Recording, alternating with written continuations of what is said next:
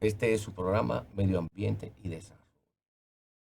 Ayer estuvimos hablando de ese caso de Esmeralda, la joven que murió, y habíamos dicho que eh, eso tiene un abanico de investigaciones, que a medida que vaya pasando el tiempo y se vayan pues generando nuevas pesquisas e informaciones, se va a aclarar el asunto. Pero antes yo quiero darle la bienvenida, ¿verdad?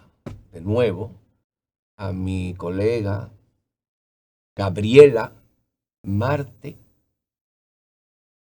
Cortés. Ortiz. Que no es Ortiz, es Ortiz. Buenas tardes, Buenas Gabriela. tardes, Max. Buenas tardes a todos nuestros amigos televidentes. Gracias por sintonizarnos a través de nuestro canal de YouTube, Bajo Techo TV. También les recordamos que pueden sintonizarnos a través de nuestras páginas, bajotecho.tv y Bajo Techo Digital, para que puedan seguir enterándose de todas las informaciones que vamos a tener el día de hoy, del país, también un poquito del mundo, ¿por qué no, verdad? Correcto, así es. Y recordarle que usted lo único que tiene que hacer es que si usted tiene el cable de Claro, usted sí va ahí tuc, tuc, tuc, tuc, y pone el canal 36. Y nos Y sintoniza. ahí estamos en vivo. Miren, hay nuevas investigaciones. Ya el Instituto Nacional de Ciencia Forense hizo, antes de la sepultura de la joven Esmeralda Riches, que fue ayer, pues ella fue trasladada a ese instituto. Y bueno, ya se sabe cuáles fueron las causas de la muerte, pero no solamente eso, sino otras, otros datos que arrojan luz sobre ese trágico suceso. Eh, la joven murió por una hipovolemia. Es un término empleado para describir cuando la cantidad de líquido en la sangre pues es baja. Y bueno, eso no importa, pero sí se sabe que fue como ya se sabía, por un exceso de sangrado. Pero también esa autopsia reveló que esa joven había sido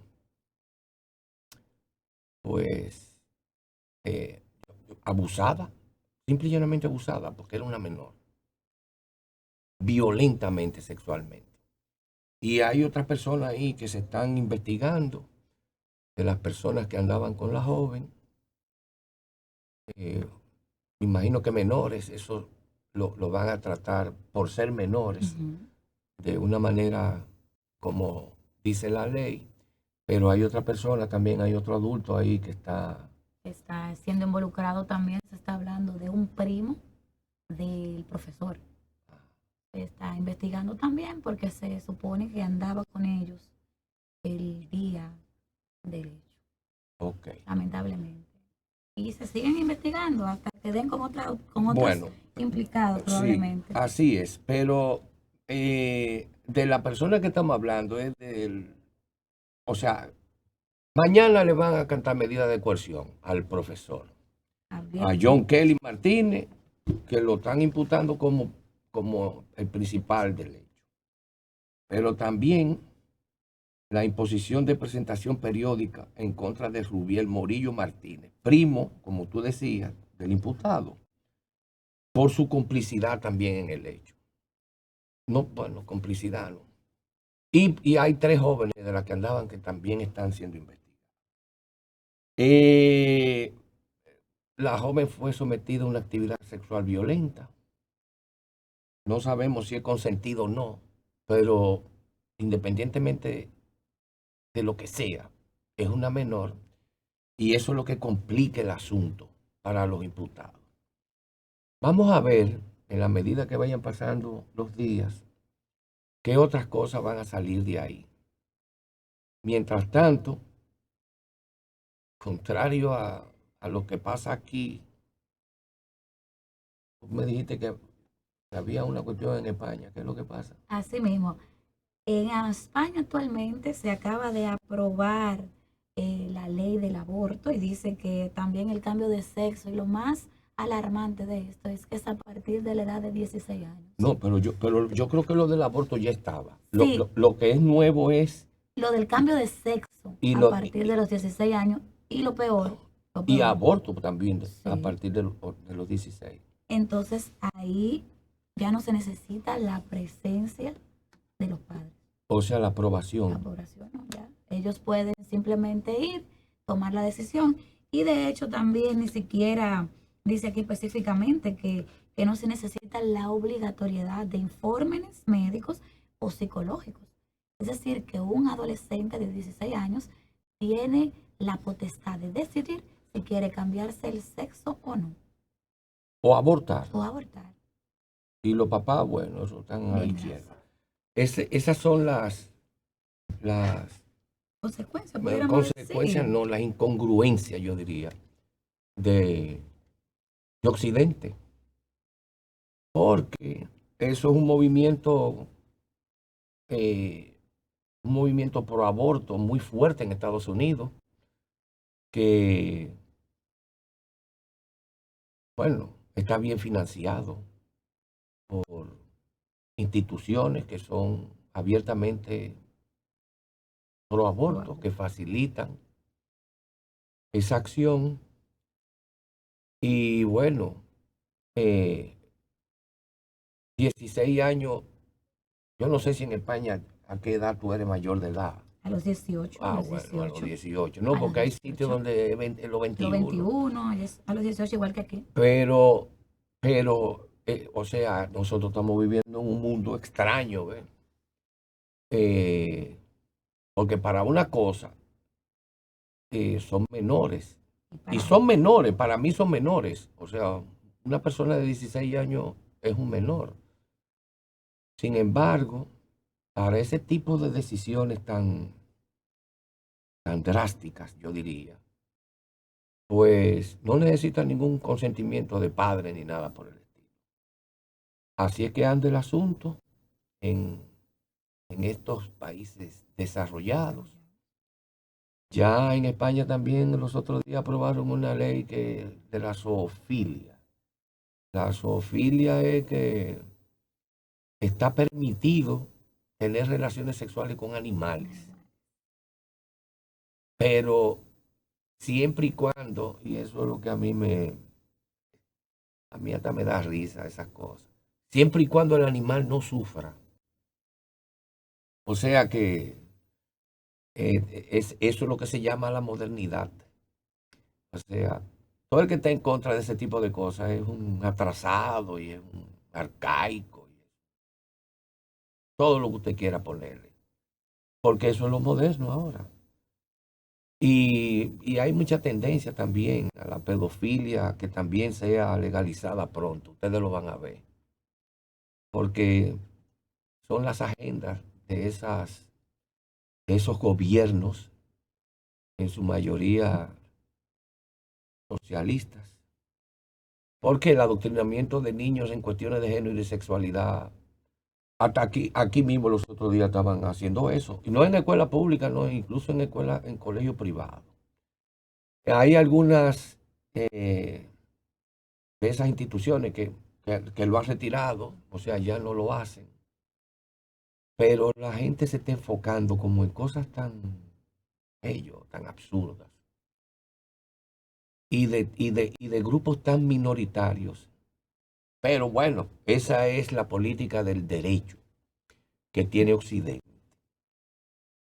Lamentablemente es así. Bueno, eh, lo ideal sería que las personas sepan de las consecuencias de los actos que hacen y no dejarse arrastrar por esa pasión desmedida, y ser selectivo, porque hay que cuidarse de las impresiones que empañan el entendimiento. Eso lo decía Gurdjieff, Georgi Ivanovich Gurdjieff. Decía, cuídate de las impresiones que empañen tu entendimiento, porque nosotros somos una máquina que reaccionamos a los estímulos externos. Entonces, si usted no puede reaccionar a los estímulos externos, usted está como cuando usted está en coma. No está bien.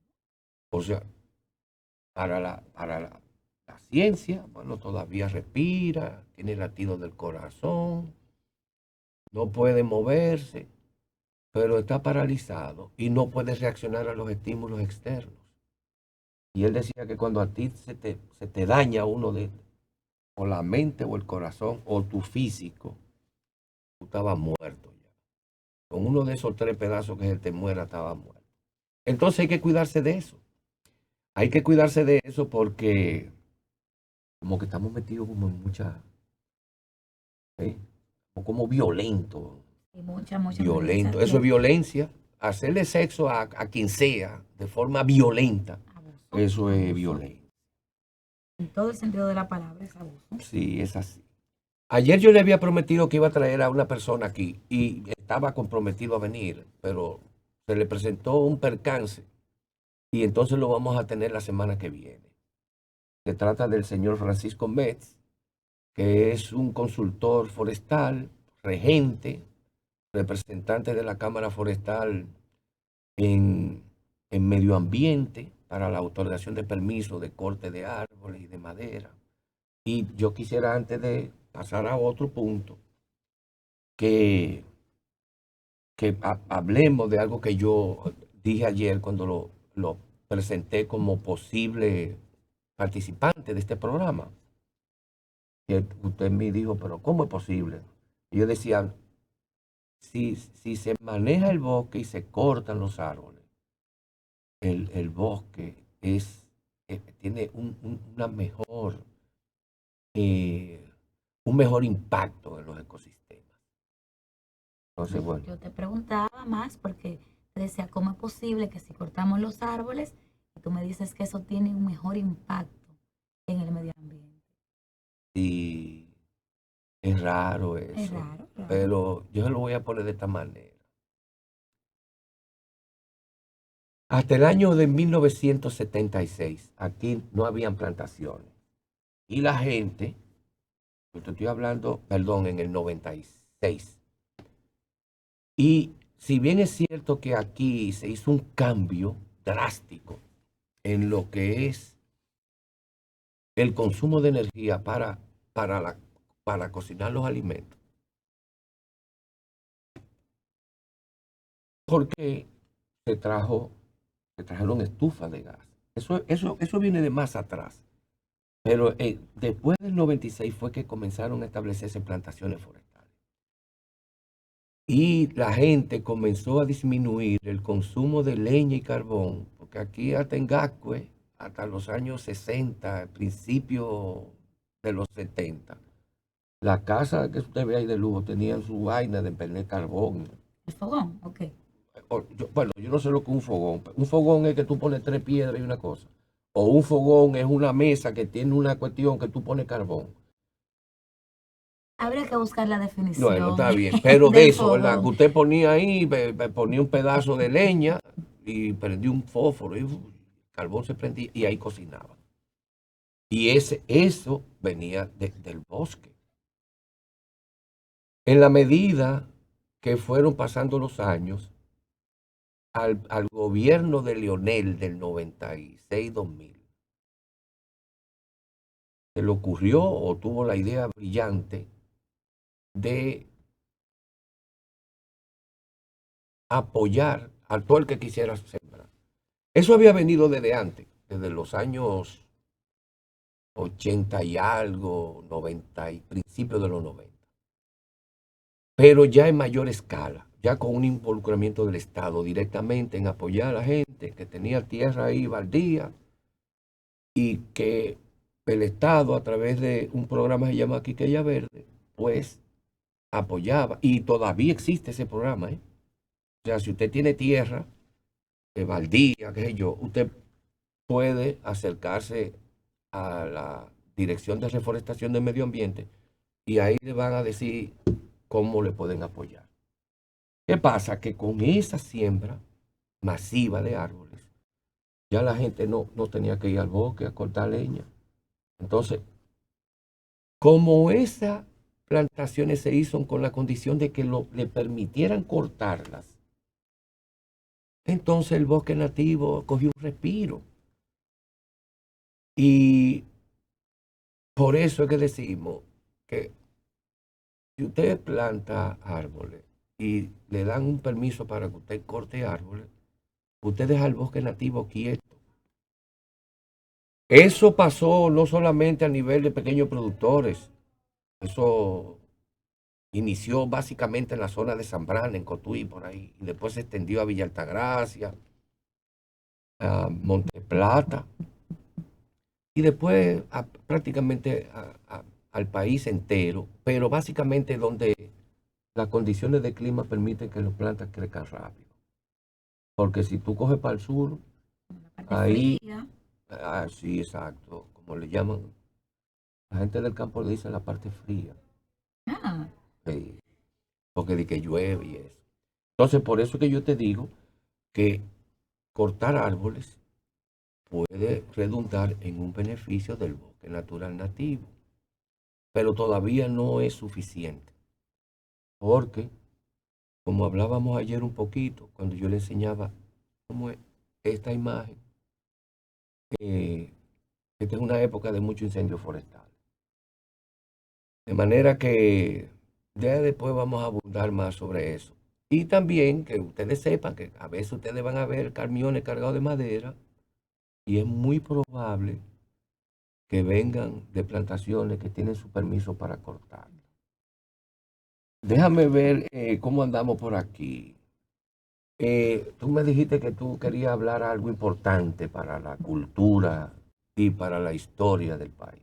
claro, claro que sí. La parte fílmica, el cine en la República Dominicana, por Ah, decir así, está de fiesta. en serio. Sí, claro, porque mira, hoy yo te contaba que hoy se están celebrando también 100 años de del primer corte fílmico criollo.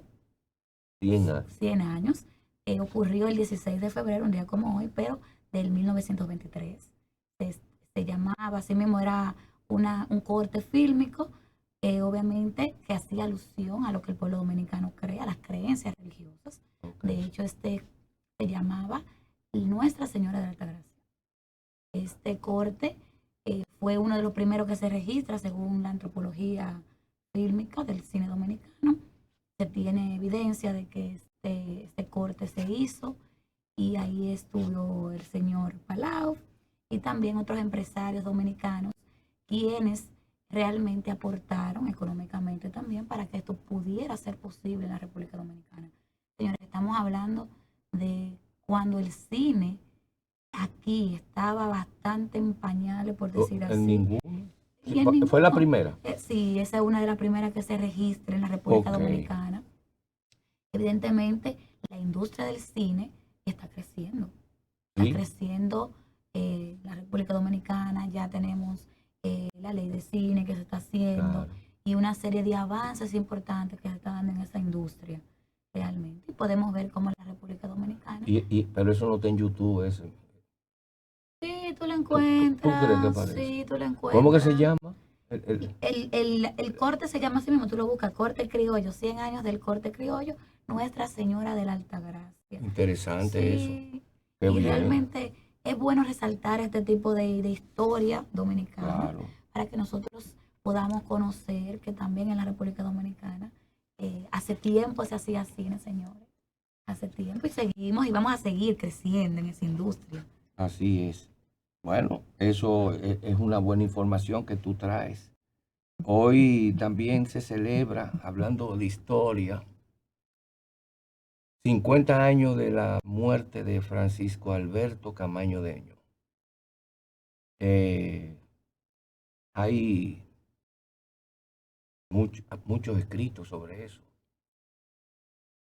Y bueno, hay una versión oficial del hecho que la dio el extinto contraalmirante eh, Jiménez, Ramón Emilio Jiménez. Y bueno, el que el que gana es el que cuenta la historia. Porque el director del periódico Listín Diario, el señor Franco, incluso escribió un libro sobre eso. Pero hay muchas versiones. Una de las cosas que me llamó la atención en un escrito que aparece hoy del señor Franco es de la narrativa de cómo, pues, el país se enteró de la muerte de Camaño, porque la gente sabía que Camaño estaba aquí. O sea, desde que penetró por Caracoles, aquí en la ciudad de Santo Domingo, yo recuerdo eso vagamente en los años 73, pues se creó como una especie como de tensión, una tensión en el pueblo. Y bueno, los operativos para combatir ese foco guerrillero. Y hay muchísimas versiones. Ahí vi a uno los otros días diciendo que el plan era de que matara a Balaguer. Bueno, eh, repito, cada quien tiene una versión de la historia. Pero yo sí recuerdo vagamente que, por ejemplo, el profesor Juan Bosch tuvo que esconderse. Peña Gómez también, porque eh, ellos entendían que lo andaban buscando para matarlos. Sobre todo porque Peña Gómez como un tiempito atrás había dicho que pronto las escarpadas montañas de Quiqueya se iban a ver, iban a arder de nuevo. O sea, tuvo un discurso como que hacía alusión a esa incursión guerrillera de Camaño. Y bueno, a mí me gustaría como compartir con ustedes algo de lo que dice el señor Franjul. Eh, Voy a ver si lo encuentro aquí. No lo encuentro, pero básicamente es la narrativa que hace él de lo que dijo Ramón Emilio Jiménez, que en ese tiempo era contraalmirante. Él dice que Camaño en un momento lo cercaron y que pudieron romper el cerco y que en un momento en que iban a cruzar una carretera se toparon con un camión de militares. Y ellos atacaron a ese camión de militares, donde hubieron muchísimos, que por cierto iba transportando heridos, y que ellos pudieron salir de ese enfrentamiento y que posteriormente fueron definitivamente cercados y que se armó un intercambio violento de disparos y que Camaño pues murió en el asunto. Pero hay otras versiones que dicen que a Camaño lo apresaron vivo. Él estaba herido, pero posteriormente fue evidentemente ejecutado. Digo evidentemente ejecutado porque en esos tiempos de guerrillas y líderes, Camaño era un líder político y fue un líder militar que se consagró con eso en la Revolución de Abril. Pero más o menos el esquema de lo que sucedió se pareció mucho a la ejecución del Che Guevara. Recordemos que eso eran tiempos de Guerra Fría, en algunos sitios estaba muy caliente. La guerra de Vietnam en esos tiempos estaba muy, muy, muy caliente. Y bueno, ese tipo de incursiones y ese tipo de práctica guerrillera, los gringos no lo, o sea, los norteamericanos no lo iban a permitir cerca de su territorio. Pero hay muchas versiones. A mí me contaron una vez que en un enfrentamiento que hubo entre los propios militares, y cuando hablaba de ese camión que llevaba heridos, me vino a la mente esa narración que me hicieron a mí. De que en un momento las tropas que andaban detrás de Camaño se encontraron, una que venían por un sitio y otra por otra. Entraron a tiro y hubo muchísimos muertos. De todas formas, lo importante es que de alguna manera, la gente debería conocer su historia. No porque nosotros estemos de acuerdo con el asunto del asalto violento al poder, pero es importante que la gente conozca cuál era el pensamiento de los jóvenes de aquellos tiempos. Una cosa totalmente diferente a la de ahora. Ahora la gente lo que quiere está en teteo, jugando dominó a las 3 de la mañana, con niños presenciando la cosa, haciendo un escándalo, y entonces la policía arremetiendo contra los que violan la ley. Eh, Porque eso es lo que hay, la música, o sea, la gente no está. Y usted ve que la gente protesta con el asunto de los trabajos, de los pocos salarios, de que la comida está cara, pero la gente no para jamás en la vida de buscar la primera oportunidad para hacer una chercha, a cualquier hora de la noche, del día, cuando sea. Entonces, repito, es bueno que nosotros conozcamos un poquito de la historia de que se vivió en aquellos tiempos, hacer una pequeña conexión. Es importante, eso le da a las personas una visión diferente de las cosas y no de la que se vive actualmente. Vamos a hacer una pausa, ¿verdad? Que sí, Control Master. Y volvemos dentro de un momentito con su programa Medio Ambiente.